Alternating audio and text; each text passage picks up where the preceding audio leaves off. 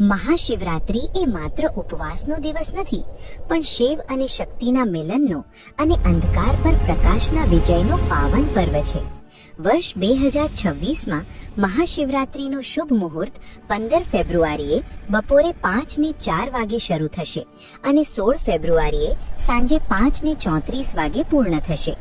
આ પવિત્ર દિવસે વ્રત કઈ રીતે રાખવો તેની સાચી વિધિ એ છે કે 15 ફેબ્રુઆરીએ સૂર્યોદય સમયે હાથમાં બીલીપત્ર, ચોખા અને જળ રાખી સંકલ્પ લેવો અને ઓમ સાંબ સદા શિવાય નમઃ મંત્રનો જાપ કરવો. પૌરાણિક કથા મુજબ આ દિવસે મહાદેવ અને પાર્વતી માતાના લગ્ન થયા હતા અને શિવજીએ બ્રહ્માંડને બચાવવા હળાહળ વિષ્ણુ સેવન કર્યું હતું. તેથી પ્રદોષ કાળમાં જલાભિષેક અને રાત્રિ જાગરણનું વિશેષ મહત્વ છે.